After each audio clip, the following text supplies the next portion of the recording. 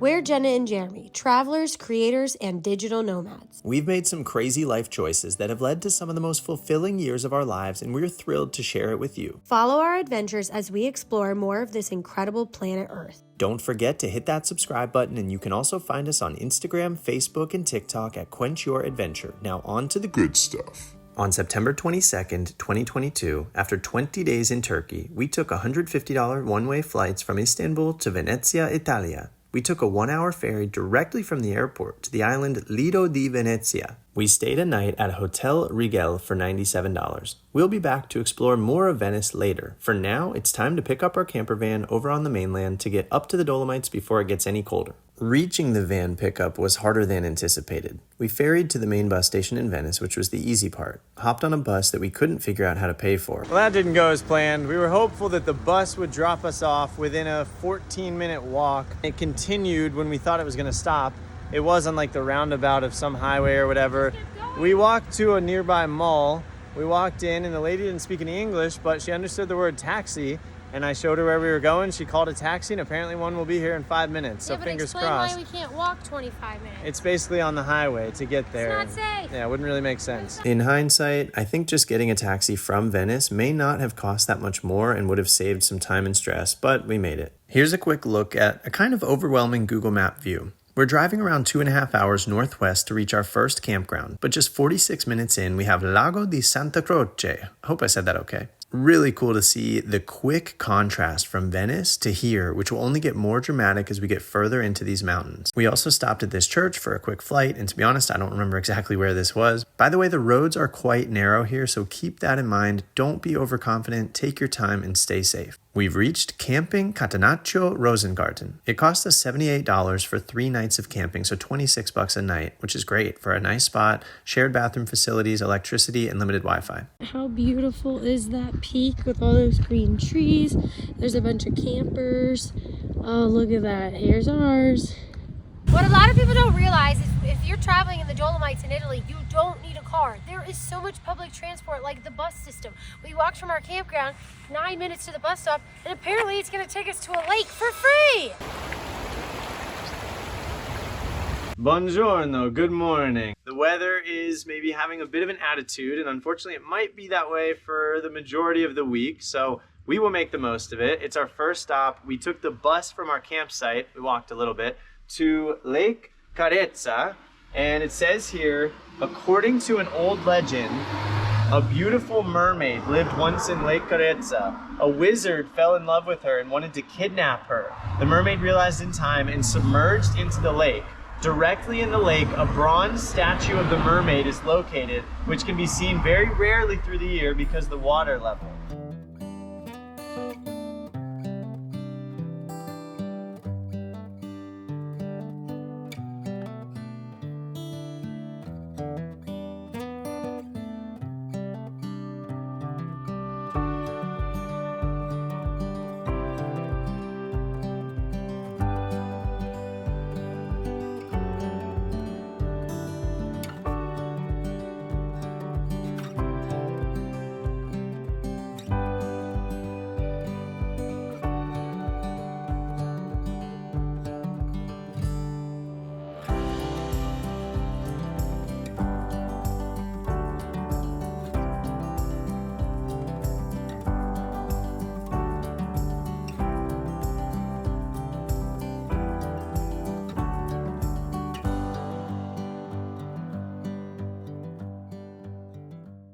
Buongiorno. The weather is kind of unfortunate.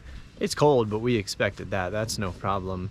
But we have a little bit of clear sky today, and I'm gonna go out for a few hours, at least see if maybe I can get some kind of hike in. Honestly, the whole northern region of Italy seems like it's gonna see a lot of rain and clouds.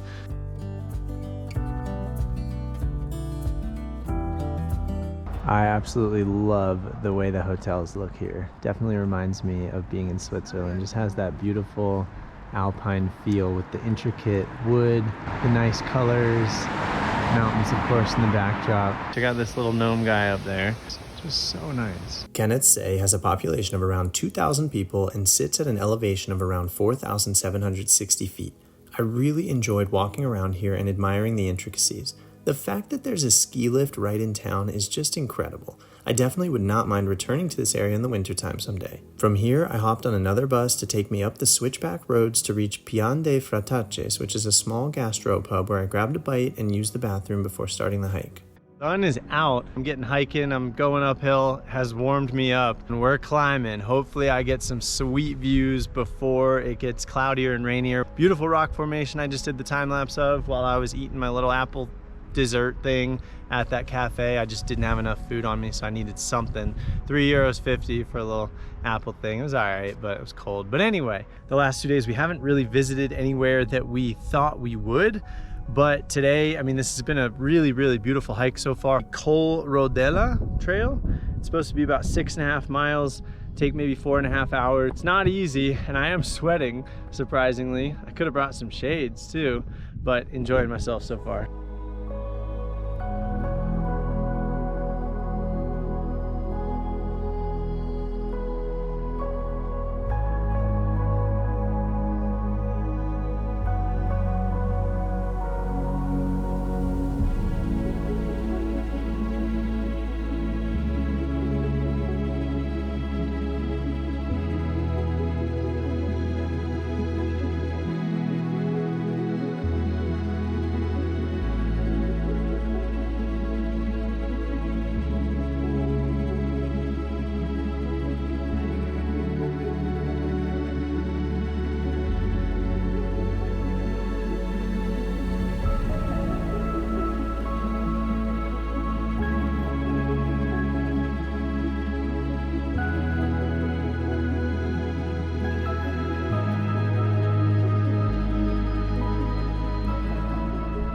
Refugio Carlo Valentini, Passo Sella. We're at maybe 2,218 meters. Cute little Italiano kids over there playing with the little bit of ice and snow left over. Okay, I'm gonna go up this trail, I think up and over there, and I think there's another Refugio over there as well. Hey little buddy. What's up, little dude? Oh my gosh, that's cute. Wow. That's like a toy. I have the zoom lens with me, but it died. I've been doing a bunch of time lapses, so here are the yak from my phone.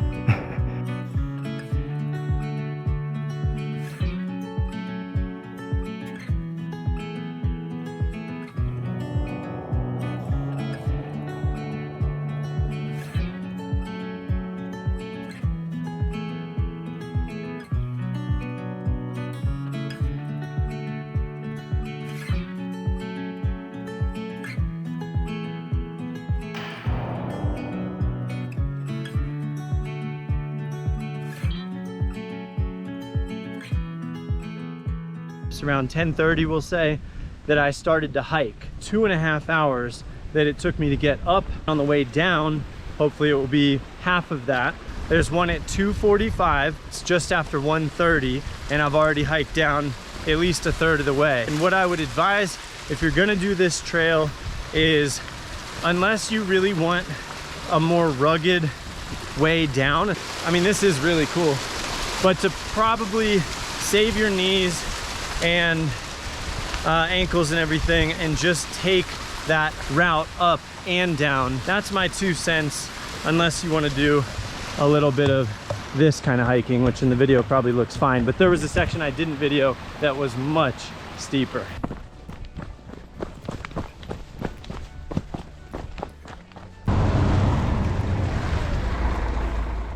Day 4, and we've completed our 3-night stay. It's a beautiful clear day, and we're first heading 35 minutes northeast to Pordoi Pass. Wow, look at that husband go. Jeremy's driving stick shift on these mountain roads, baby. Epic drive, especially watching the green grass fade to snow as we climbed in elevation. I think the parking lot was free only because we're no longer in high season, one of the pros to being here in late September. Otherwise it'd be a few euros depending on how long you stay. We were very tempted to take the cable car to the top of the mountain, but we're trying to be frugal, and I think it was over 40 euros per person, so I explored through my drone, and just getting here was a ton of fun.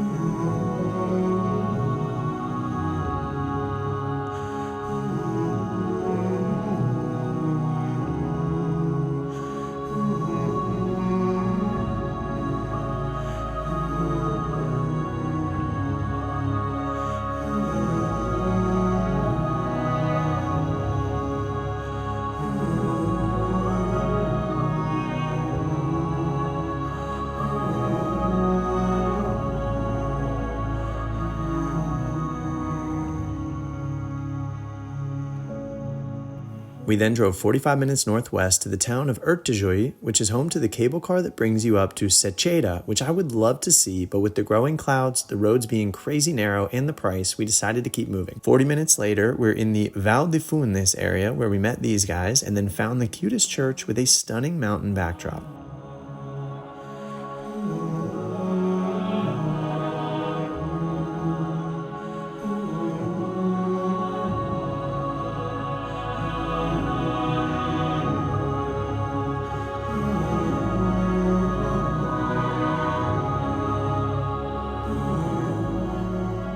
Minutes back the other way to Camping Gamp, which is nice but cost us $49 a night. The location is great though because you get to look up at this beautiful mountaintop monastery, and it's just a 10-minute walk into the lovely little town of Chiusa.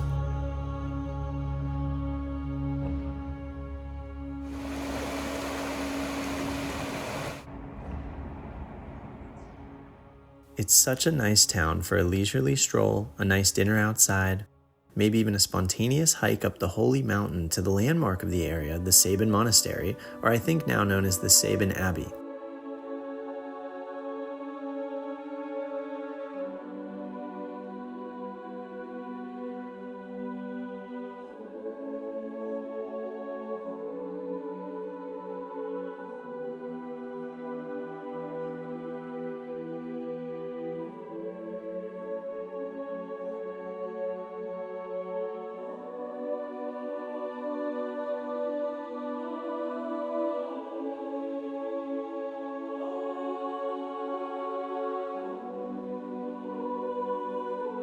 It was first settled by the nuns of Nonnberg Abbey in Salzburg in 1687, and apparently there's plenty more history preceding that. Apparently the last nuns left the abbey in 2021. Not sure why, because this place is gorgeous. We didn't really know we were going to hike up to it, but the path was so irresistible and the views were so nice, and it was really cool to see the van from the top of the mountain.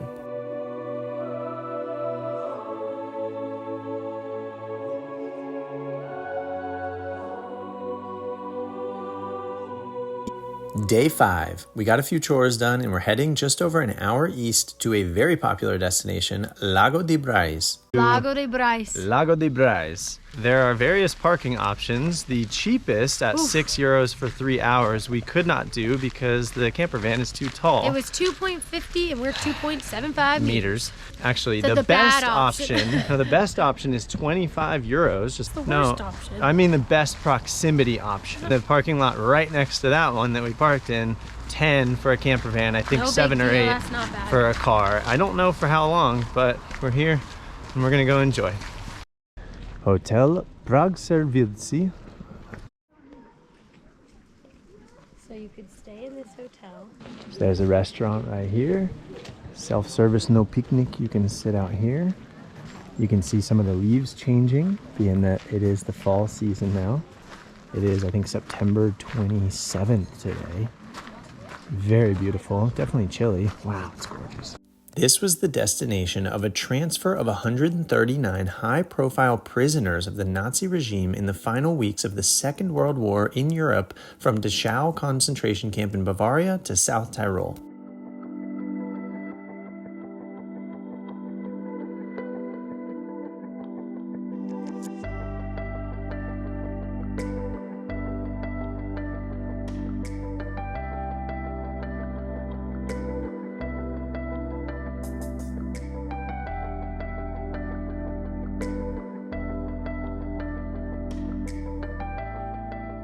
Shortly after I was done flying the drone, I stumbled upon a no drone sign. I had no clue, but I guess it makes sense considering it's privately owned land and tourism has grown like crazy here. It's known as the Pearl of the Alps, and back in 2020, they recorded like 17,000 people visiting in a day in high summer. That's why they now charge for parking, have a bus system, and I think turn people away if it's too busy.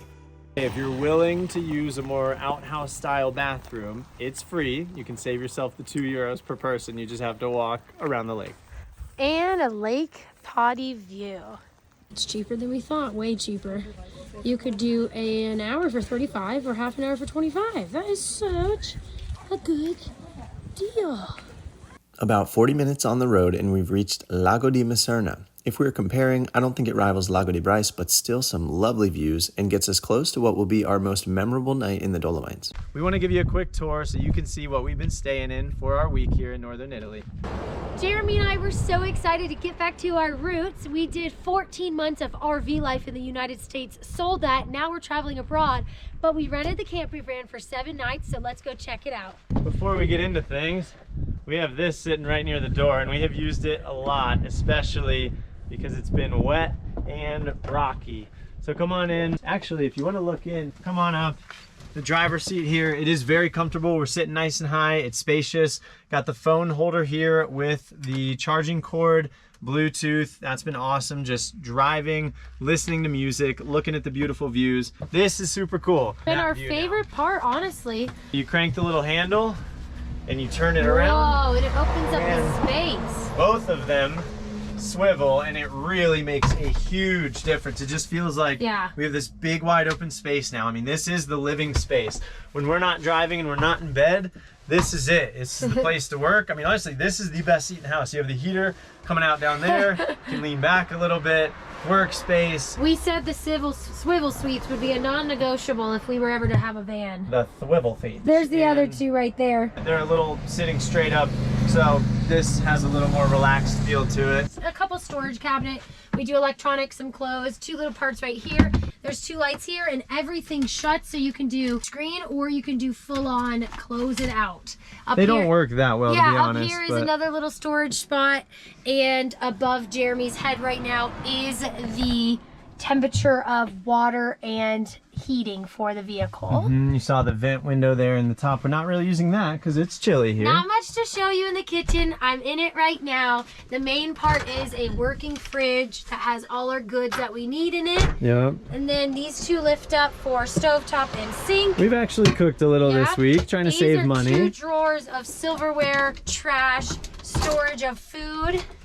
So close those, lock in place. And it is expensive in Italy, especially in the Dolomite region. So cooking has been nice, having our own food, and of course it's convenient. We have these 2. This could be cutlery or, you know, silverware, plates, cups, all that stuff, more food. A small spot up here. We think if people lived here full time, this would be like the main closet area. There is a rod that you could hang clothes on, maybe store some shoes. We only have 4 backpacks. And I'll let Jeremy show the bathroom. Hello, we're in the bathroom. A little tight, but it's nice to have a full bathroom. Most interesting thing you're probably wondering about, yes, it's a fully functioning toilet. You just open the little chute, do whatever you need to do. There is a flusher, shoot some water down, and then from the outside you'd remove that to clean it up. I feel like you're sitting on a throne. Big mirror right on the side here. The sink here, little, you know, funny, small, tight, but it's totally fine. A great use of space, honestly, for the small van that we're in. Little window there, and then a decent amount of storage space actually under. And then the shower itself, you can take these things and actually clip them around so that you're fully enclosed in it. And, you know, the toilet gets wet unless you move this around. So like the floor, the drain is right there. It's a wet bath, as they call it. Wait, where's the shower head? The shower head is the sink, sorry. Oh! Yeah, so this pulls out. I had no idea. The weird thing is you kind of have to, oh, that's what that is. I had no clue. We've been here almost a week. Oh! We've mostly showered in the campgrounds that we're in. I've showered in here one time and I just held it and did what I needed to do, but I'm almost certain that it would reach, and that's what that's for. We've been using that actually as a hanger for like a hand towel. We're already in the bedroom. So this actually is like a full size. As you see these clips right here and the borders all right here, this could be a bunk bed. To buy the bedding kit, to get 2 pillows, a sheet, and a blanket, you have to pay $45. Well, you're renting a camper van. It's a pretty cheap rental. Underneath us is the storage tub full of all the kitchen gear, and then where we've stored all of our backpacks and luggage that we don't need. It's actually a lot of room down there. It's also where the propane is that Jeremy does have to get out and turn on to turn the heating on and then turn back off. And there's a skylight here.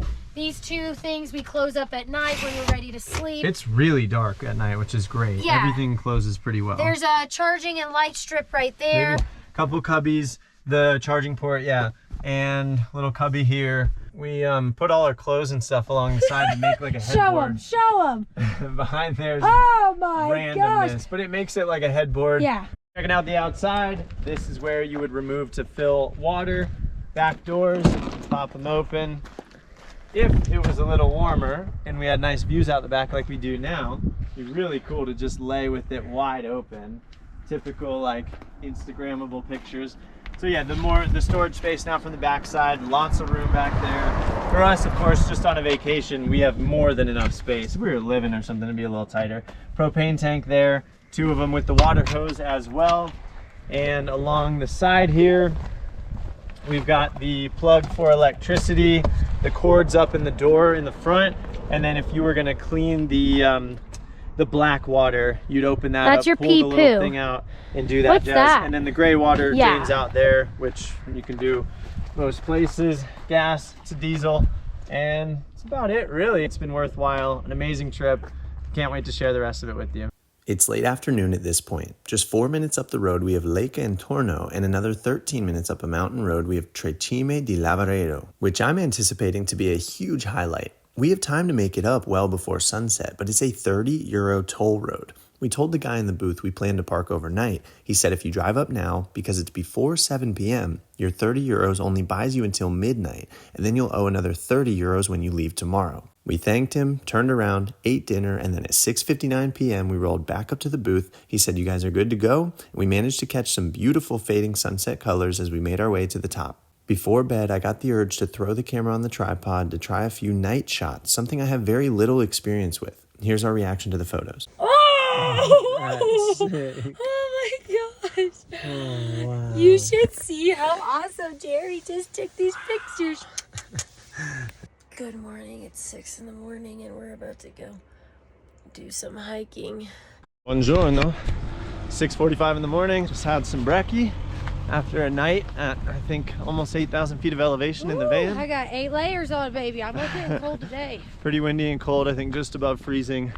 And it's actually a gorgeous morning. We're Thank goodness. pretty just bummed always looking at the weather forecast, but we're here making the most of it, and I think we're getting pretty lucky.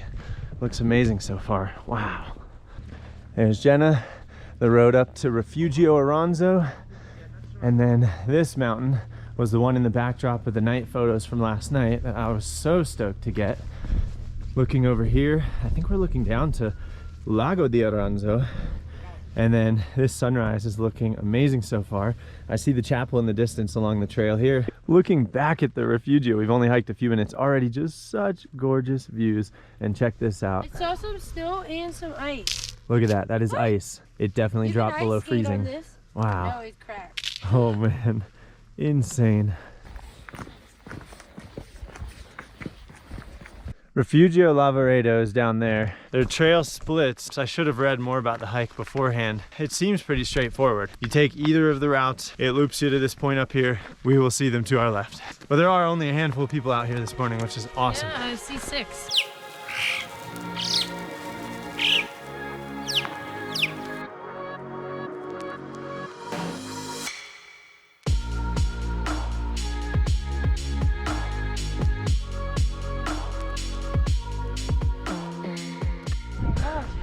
Wow. Oh, that's it, is it? Maybe these are. I think they are. We gotta Oh. see 'em. Holy smokes.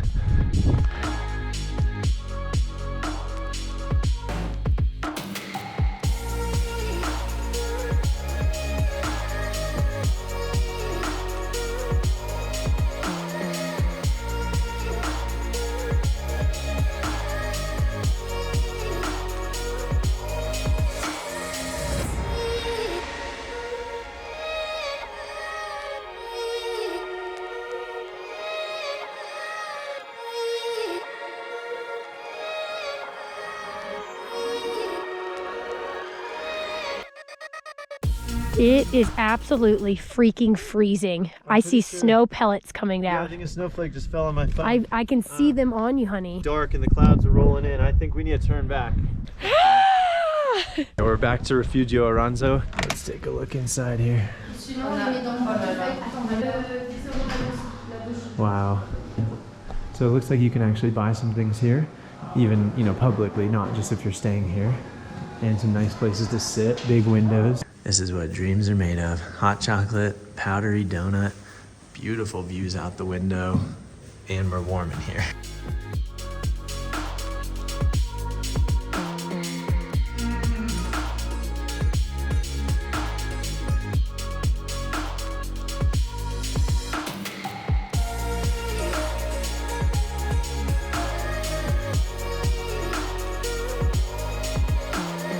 dangerous. We just saw a big rock fall, and Jeremy is gonna go move it so that nobody runs it over.